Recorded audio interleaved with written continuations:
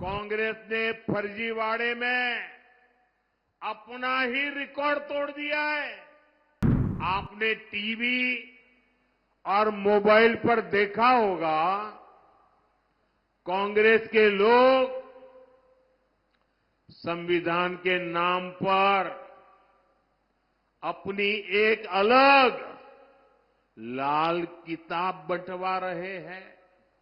ऊपर तो लिखा है भारत का संविधान, लेकिन लोगों ने जब भीतर से खोला तो पता चला कि लाल किताब कोरी है। उसमें बाबा साहब के संविधान का एक शब्द भी नहीं लिखा है। ये उनकी बाबा साहब के प्रति जो नफरत है ना, उसका ये नमूना है। चुनाव में इतना झूठा करने की इनकी हिम्मत, संविधान के नाम पर लाल किताब छपवाना, उसमें से संविधान के शब्दों को हटाना, ये संविधान को खत्म करने की कांग्रेस की पुरानी सोच का नमूना है। कांग्रेस ने हमारे देश में एक से बढ़कर एक घोटाले किए, लेकिन अब तो इन्होंने हद ही पार कर दी। कांग्रेस ने फर्जीवाड़े में अपना ही रिकॉर्ड तोड़ दिया है। आपने टीवी और मोबाइल पर देखा होगा, कांग्रेस के लोग संविधान के नाम पर अपनी एक अलग लाल किताब बंटवा रहे हैं। कांग्रेस की लाल किताब पर ऊपर तो लिखा है भारत का संविधान, लेकिन लोगों ने जब भीतर से खोला तो पता चला कि लाल किताब कोरी है। सारे पन्ने कोरे,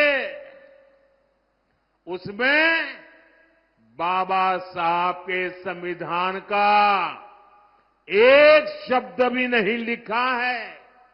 ये उनकी बाबा साहब के प्रति जो नफरत है ना, उसका ये नमूना है। और देख, पूरा देश ये देख करके हैरान है कि चुनाव में इतना झूठा करने की इनकी हिम्मत, संविधान के नाम पर लाल किताब छपवाना, उसमें से संविधान के शब्दों को हटाना, ये संविधान को खत्म करने की कांग्रेस की पुरानी सोच का नमूना है।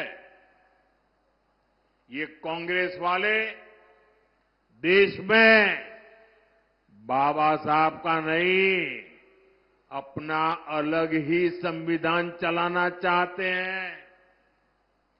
यही कोशिश इन लोगों ने आपातकाल के दौरान की थी, इमरजेंसी में की थी।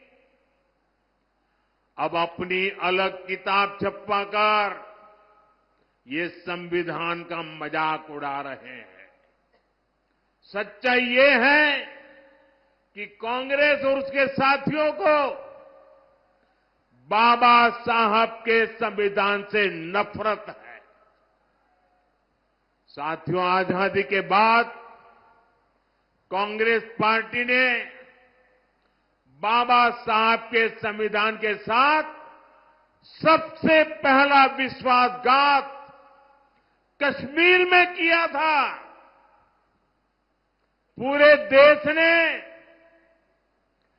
बाबा साहब के संविधान को स्वीकार किया, लेकिन कांग्रेस पार्टी ने आर्टिकल 370 के जरिए कश्मीर में अलग विधान चलाया। कश्मीर में हमारे तिरंगे की जगह अलग झंडा चलाया। कांग्रेस ने जम्मू कश्मीर के दलितों को उनके कोई अधिकार नहीं दिए। कश्मीर इतने दशकों तक आतंकवाद की आग में जलता रहा। कश्मीर में अलगाववाद फलता फूलता रहा।